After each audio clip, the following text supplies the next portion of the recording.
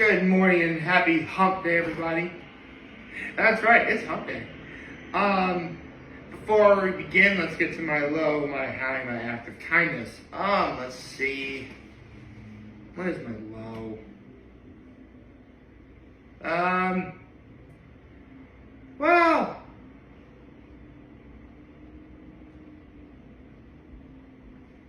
it's kind of hard to. No. Oh, nothing particularly bad happened yesterday. I mean, it was actually a beautiful day out. So I shouldn't say nothing bad happened yesterday. I mean, I don't know. I guess my allergies are still bothering me just a little bit. Although, thankfully, today really hasn't been that bad, which is nice. My high was I got to get Rita's yesterday. That was my high. And my act of kindness was I held the door for some people yesterday.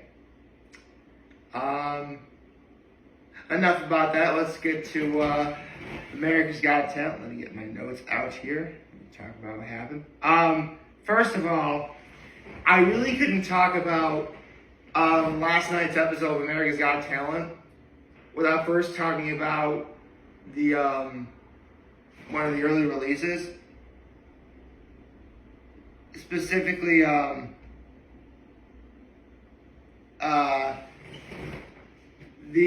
military veteran Benjamin Hightower, who okay, I think I probably shared this before, but one song that's really been growing on me more and more when I hear it is Chaperone's Pink Pony Club. And this guy did a rendition of it, which, I mean, he was already going to get praise for me being a military veteran, but subverting all expectations to do, again, Chaperone's Pink Pony Club, that's awesome. It is. Although, I mean, I should probably explain it further. I do like that song. Yeah, I do like that song. It's growing on me more and more, as I just said. I like the beat. I love the melody. I love the message it provides. My one remote gripe with it is I don't identify as a pink pony. See, I think one of the big messages of that song is inclusivity, and well, obviously, yes, inclusivity, that's key. But I don't identify as a pink pony. So what do I identify as? Well, since my Patronus is a black stallion, I shall refer to myself as such. Yes, my Patronus is in fact a black stallion. Don't know why that happened. Yes, for those of you who want to take a quiz on Pottermore, I was sorting Gryffindor House. My wand is a Willowwood Phoenix Core 13 inches with slightly yielding flexibility. And again, my Patronus is a black stallion. Again, I shall identify as such. But it was wonderful. I mean, it was great.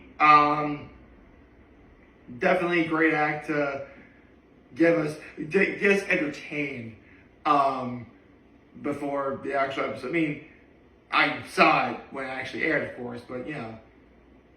I mean, that's the problem whenever, like NBC releases clips of like their early clips of like their upcoming episodes, because you're kind of giving away like what we're supposed to see, you know. But you know what? Some people want to see it. Who am I to yuck on their yum? So, you know, let people have their fun, right? But let's get into what also happened last night. Julia and Dimitro Turkiev. I think that's how I pronounce their names. Okay. Like, I see my fair share of aerial acts watching America's Got Talent, and they're all great. But, bruh, you added water, specifically like raining water, and the couple is doing like, you know what? I don't want to sound too forward when I say this. that was one of the hottest things I've seen all year. Which is ironic because you're combining air and water, which normally would cool you off. You know, it made for one of the hottest things I've seen all year. Although, it's funny, air, depending on how you look at it, can actually, exacerbate fire. Meanwhile, water puts out fire. Yet, how, water is made of hydrogen and oxygen, which are two things that fire needs to survive. Hydrogen is flammable, oxygen obviously, feeds into fire. I don't know. Sometimes science is weird like that. I don't know. Okay, so let's see what else. The Osaka Philharmonic. Man, I tell you what. There's subverting expectations, and then there's this. Where, like, they literally vowed to break up if they got rejected, which, spoiler, they didn't get rejected, but what they did, they took, like, dry ice, and the one guy would take the dry ice and, like, put it on the skin of, like, one of the other performers, where the harmonica is about, and they play that note. Yeah, they actually had, like, G, E, C, F, another G, I think, or A, C, I don't know.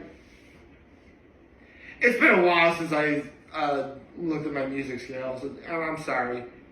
Although, for the most part, the only thing off the top of my head, pretty much any song you've ever heard ever, in terms of how it was written originally, was performed in the key of G. To some capacity.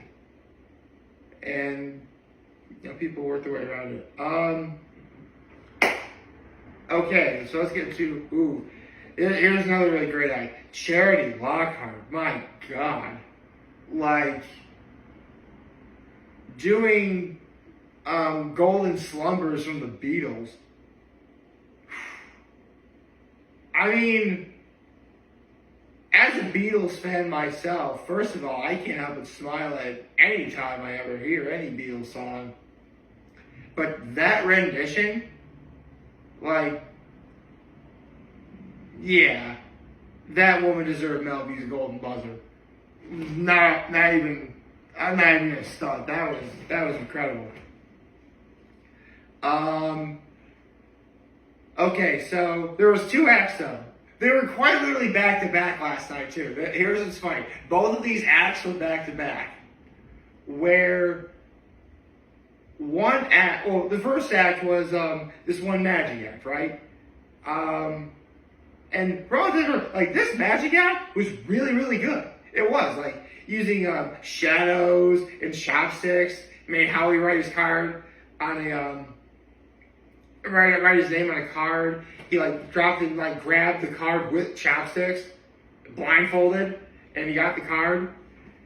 And if the act ended there, yeah, that'd be awesome. And keep in mind, what happened afterwards didn't frustrate me at all, but I definitely see how it frustrated other people, where he makes Howie, he takes that same card that Howie signed, and he makes Howie hold, like, this block of wood, and he drops the cards again, like he did with the chopsticks earlier, only he takes a knife, throws it at the card, and the card would hit the piece of wood that Howie was holding on to. It was the same card. I want to make one thing clear. This act was very, very, very good. It just took too long.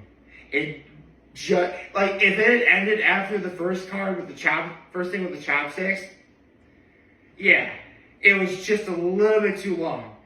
If this guy just takes a little less time you should be able to move on. If he just takes a little less time for whatever he does next, he's good. I don't think anyone's going to complain about whether or not he's able to move forward or not. So, that's awesome. And then the next act comes. Maceo Harrison. He actually had the opposite problem because, you know, he's about to start. He runs off stage. No one knows where he is. And he somehow, within the blink of an eye, got to the very back of the audience. Okay, back of the audience now. And he's doing like some of the best interpretive dancing I've ever seen.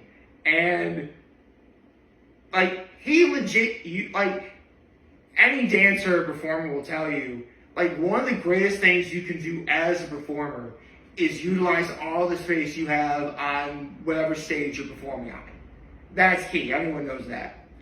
Well, anyone who knows how to perform knows that. I know because I've done plays and choirs. So like, I know if I'm on a stage, I know that I have the option to utilize all the stage around me, or whatever stage you give me. This guy used the entire auditorium.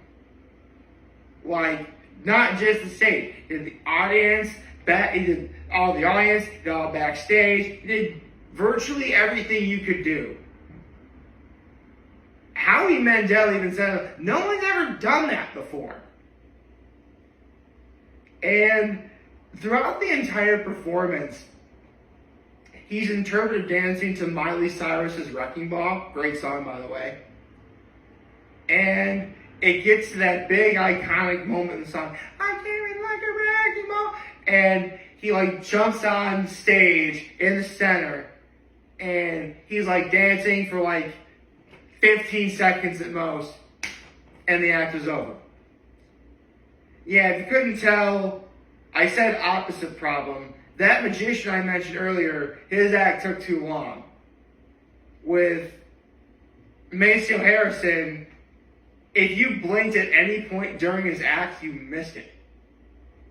It was too short, but he did leave everybody wanting more, which should actually be a goal that you have for your audience. Like, you should make your audience want to see more. Like,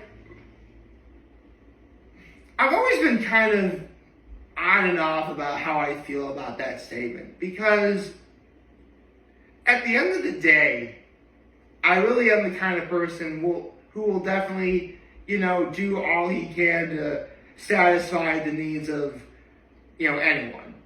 Whether it's, you know, doing chores at home, you know, visiting, or, you know, if I actually was on stage, you know, I wouldn't want my audience to leave satisfied, because they'll be like, you know what, that was a great performance. I loved it. You know, I'm glad I saw it. And if I were to be a performer of any kind and I make people leave feeling that way, then I know I've done a good job. But then I think about, if they left wanting more, they'll say the aforementioned things I just said. You know, like, that was a great performance. You know, I'm glad I saw it. I'll remember it, stuff like that.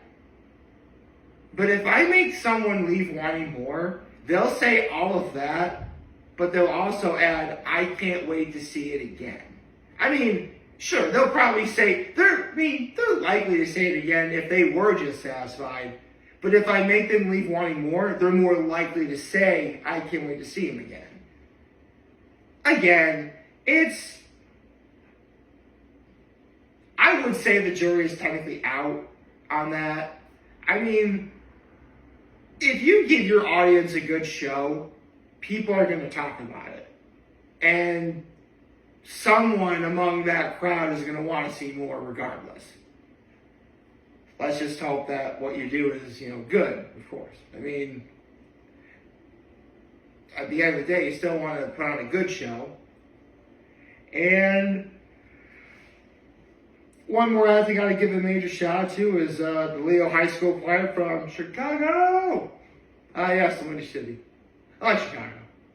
I've only been there once, but it's a beautiful city. One of the greatest people I have ever known is from Chicago.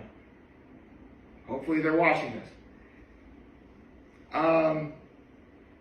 And he performs Born. They performed the song Born for this. It's like, it appeared to be an all-male choir.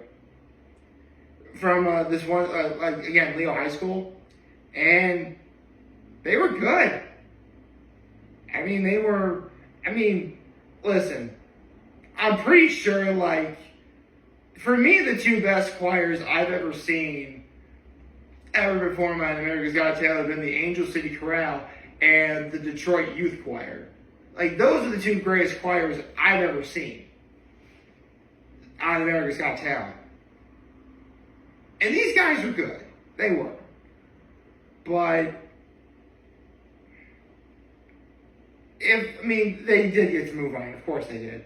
But I definitely want them to do a little more than what they showed. Because really all I did was like move around like this, which is fine. You know, getting the groove on, get moving, grooving, get everybody, you know, on their feet dancing and stuff like that. That's good. But a little more movement would have been nice. I mean, if I was on a stage myself doing that, that'd be fine. Because, you know, I'm just one person. But this is a whole choir. You gotta show us a lot more than just, you know, this. But, yeah. This was, last night's episode was awesome.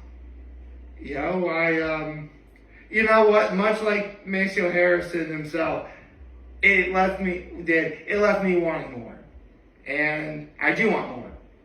Which we will be getting more in a week. So I shall wait a week. I hope you like this video. If you like, subscribe to YouTube channel, follow me on social media. As always, I have a very holiday video for all you guys who watch and enjoy for today. Hope you have a wonderful, wonderful, wonderful Wednesday. Remember, if you guys want to talk to me, let me know back. Take care and make good choices. 607 all day, baby.